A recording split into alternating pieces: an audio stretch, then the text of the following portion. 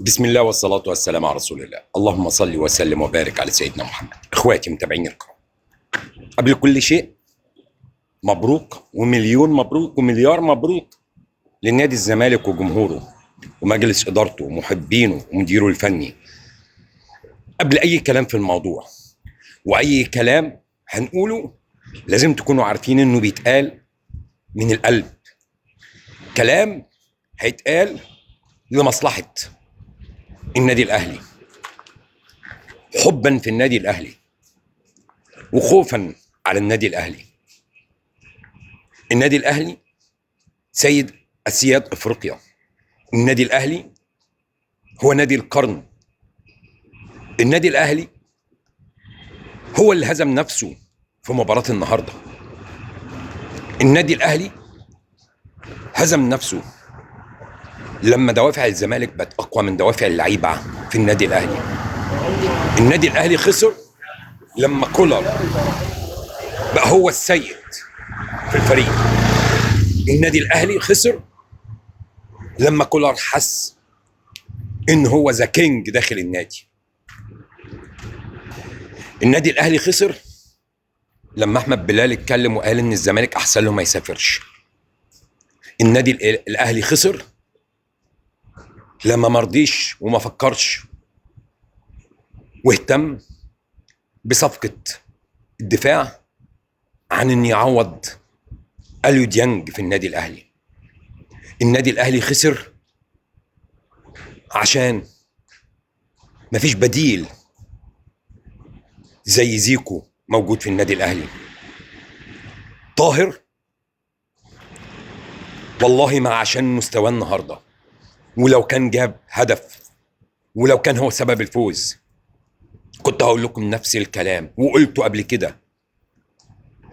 طاهر حتى وهو بديل مش هو البديل اللي تبقى مطمن. النهارده النادي الاهلي بيخسر عشان ما فيش حتى بديل لوسام ابو علي. كولر ما عندوش تغيير داخل المباراه. مش قبل المباراه خلاص بنلعب بمهاجم صريح هو مهاجم صريح، بمهاجم واحد هو مهاجم واحد. الاهلي خسر عشان ما فكرش انه ازاي يكسب حتى بعد ما دخل فيه التعادل.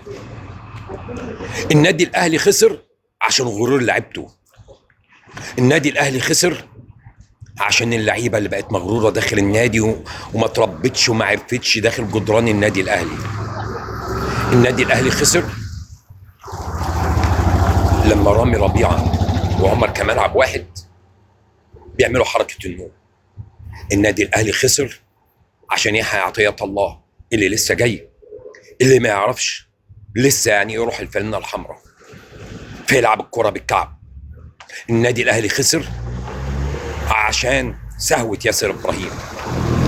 وقلت لكم ان ياسر ابراهيم دفاعا لكن يتسرق وسرعة تمام، ولا اول ولا اخر مرة. حتى في كاس العالم للانديه والاهلي بيتغلب من الفريق البرازيلي هو بنفس الفكره وبنفس الطريقه وبنفس الوضع. الاهلي ما عندوش لعيبه سريعه في الدفاع. كنت اتمنى وقلت لكم ما بقاش موجود في النادي الاهلي علي معلول وما بقاش موجود محمد عبد المنعم. مين اللي هيطلع بالكره من رجل لرجل في يوم زي ده؟ قفشه مش في حالته، بيرسيتاو مش في حالته، حسين الشحات مش في حالته. مين عندك في الدكه؟ مين تقدر تربك بيه خصم قوي زي نادي الزمالك؟ تعال اتفرج على جوميز، يقدر يربكك.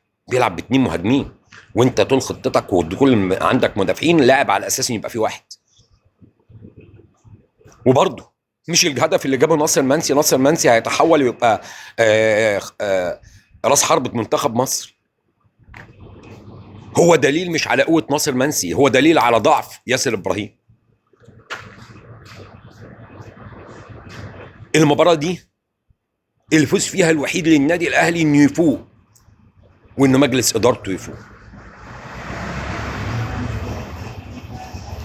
اللعيبه تفوق، اللعيبه تعرف قيمه التيشيرت.